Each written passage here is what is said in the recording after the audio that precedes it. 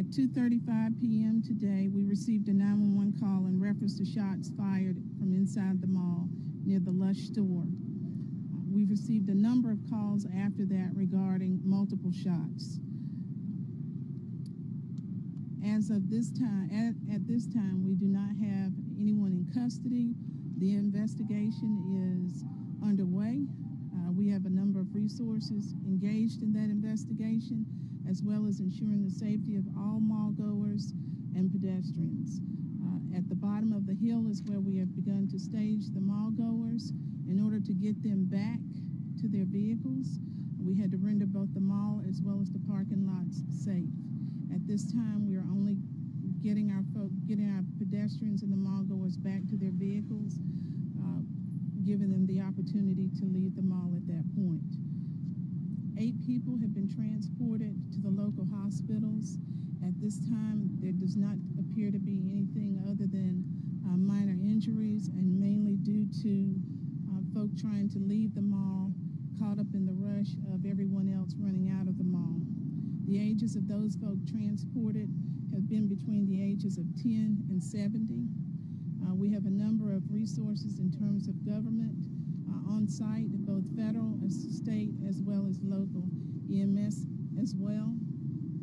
Clearly, the heat is a problem today, so we have tried to make sure that we could keep everyone as cool as possible given the climate today. With the help of both hotels here, the Marriott as well as the Embassy Suite, we've been able to have some of the folk inside the hotel. Go Raleigh has provided a number of buses so that we can get many of the folk just cool, given the climate as well.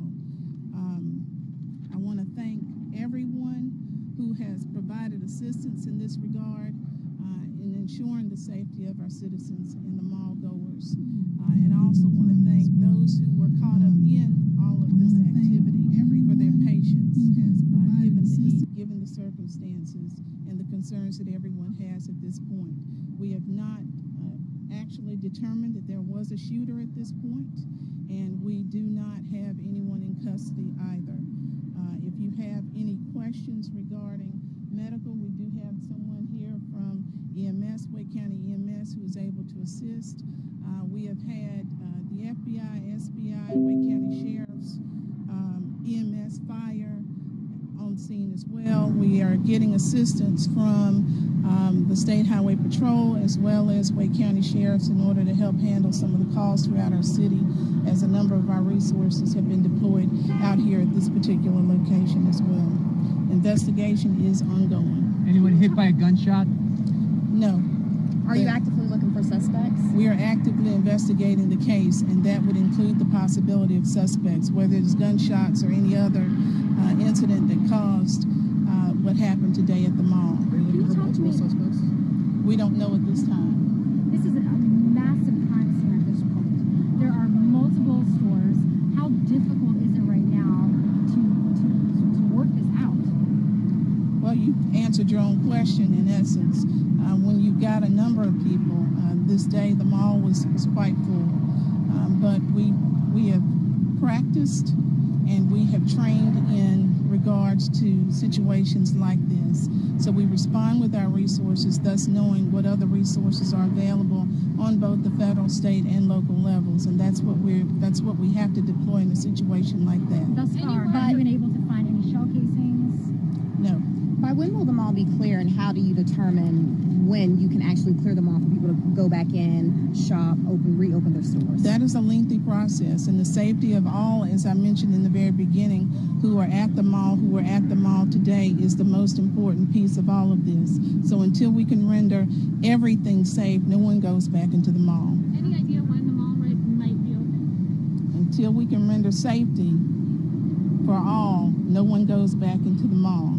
Is there a possibility there might have been firecrackers instead of a gun? We're looking at all possibilities. We're not sure at this time. People heard the popping sound. Some thought it was a gunshot, and we have to evaluate all possibilities, look at any potential leads, evaluate the 911 calls that were made, and follow up with that investigation with a number of the law enforcement resources that we have also. There are a couple of outlets reporting that. Did anybody report seeing a gun when you got? Some have. but no one has reported that we had a gun fired. So we are looking at all possibilities at this particular point in Have all the time. stores been cleared so far? The mall is empty at this time. The mall is empty, but I understand that store owners were told to hand over their keys to. So are you going through the process right I'm now? not sure what you got in that regard. There's reports that there was an argument prior to. That's all that I have to share at this particular point in time. As you can see, we are trying to get folk back to their cars. The investigation is ongoing. I'm sure that there will be another opportunity by which we'll be able to hopefully answer your questions in greater detail at a later time. At this time, there may be some questions for EMS, and they're able to provide any questions that you've got in that regard. Thank you. Thank you, Jeff Hammerstein, Wake County EMS. As Chief Deputy Brown said, what we transported, 8 people we have transported, all seem to be injuries from the chaos that ensued after whatever exact event took place. We don't find anything to be life-threatening, so we're pretty encouraged about that. It's a matter of getting people taken care of and injuries treated, but we don't expect any life-threatening problems at this time. The other issue that we're dealing with, of course, with the hot day is as we have people out here waiting for instructions, is just simply the heat and people that get ill with that. We've got a lot of setup with that to keep people cool, keep people sheltered from the hot conditions out here, so that doesn't get any more severe. In terms of first responders, Injuries to first responders? I mean, because it's hot out there. Right, understood. No, there haven't. We've all been safe, thank goodness. And an elaborate part of our response mechanism includes preparing for contingencies like that. So, we got to keep ourselves taken care of too. When you got the call to come out here, I mean, what were your thoughts? What are your thoughts right now? Quite frankly, it can be an emotional thing, but at the same time, we do train for this contingency. We are prepared for, number one, massive events, and number two, events that involve active shooters. We work very hard with the police departments and the fire departments to be prepared and trained for that. The good thing for us is that you go into very much a business mind frame. You're thinking about objectives and what you have to take care of and what your tactical approach is to taking care of people, and less about the emotional side of what's happening at our own place here in town. What were the nature of some of the injuries that people were transporting? Mostly having to do with maybe a fall or leg and limb injuries, that kind of thing. Nothing, again, that appears to be life-threatening or a penetrating injury of any sort.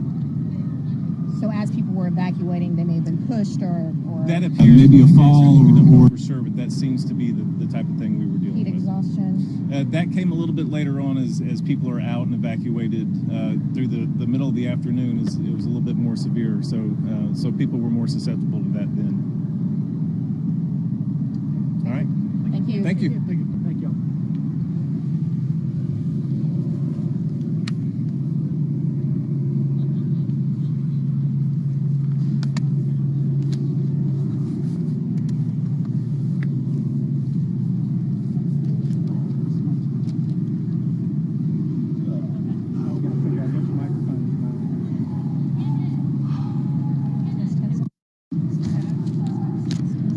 Mic check 1 2. Mic check 1 2.